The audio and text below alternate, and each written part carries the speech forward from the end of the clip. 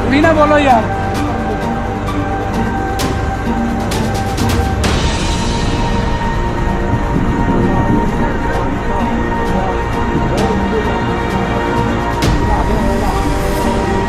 ਸੁਲਤਾਨਪੁਰ ਲੋਧੀ ਤੋਂ ਵਿਧਾਇਕ ਨਵਤੇਜ ਸਿੰਘ ਚੀਮਾ ਉਸ ਵੇਲੇ ਹਾਦਸੇ ਦਾ ਸ਼ਿਕਾਰ ਹੋਣੋਂ ਵਾਲ-ਵਾਲ ਬਚ ਗਏ ਜਦੋਂ ਉਹ ਸਾਬਕਾ ਕੈਬਨਿਟ ਮੰਤਰੀ ਜੋਗਿੰਦਰ ਸਿੰਘ ਮਾਨ ਅਤੇ ਹੋਰਨਾਂ ਅਧਿਕਾਰੀਆਂ ਸਮੇਤ ਸੁਲਤਾਨਪੁਰ ਲੋਧੀ ਦੇ ਹੜ੍ਹ ਪ੍ਰਭਾਵਿਤ ਪਿੰਡਾਂ ਦਾ ਦੌਰਾ ਕਰ ਰਹੇ ਸਨ।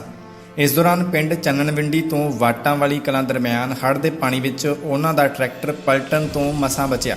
ਇਸ ਮੌਕੇ ਉਹ ਖੁਦ ਟਰੈਕਟਰ ਚਲਾ ਰਹੇ ਸਨ ਅਤੇ ਸਾਬਕਾ ਕੈਬਨਿਟ ਮੰਤਰੀ ਜੋਗਿੰਦਰ ਸਿੰਘ ਮਾਨ ਅਤੇ ਐਸਡੀਐਮ ਸੁਲਤਾਨਪੁਰ ਲੋਧੀ ਨਵਨੀਤ ਕੌਰ ਬੱਲ ਉਹਨਾਂ ਨਾਲ ਸਨ, ਜੋ ਕਿ ਪਾਣੀ ਵਿੱਚ ਫਸ ਗਏ, ਜਿਨ੍ਹਾਂ ਨੂੰ ਐਸਐਚਓ ਫੱਤੂ ਢੀਂਗਾ ਅਤੇ ਸੁਰੱਖਿਆ ਕਰਮੀਆਂ ਵੱਲੋਂ ਸੁਰੱਖਿਅਤ ਬਾਹਰ ਕੱਢਿਆ ਗਿਆ।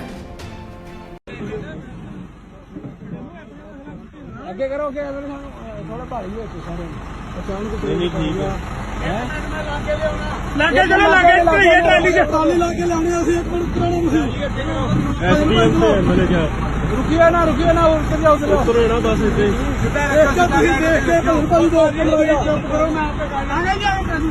ਤੁਸੀਂ ਨਾ ਬੋਲੋ ਯਾਰ ਕਰਨ ਦਿਓ।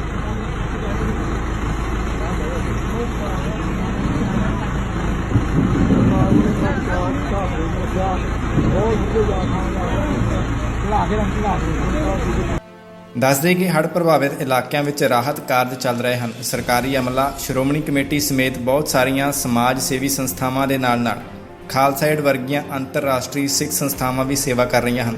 ਸਰਕਾਰੀ ਅਧਿਕਾਰੀਆਂ ਸਮੇਤ ਮੁੱਖ ਮੰਤਰੀ ਕੈਪਟਨ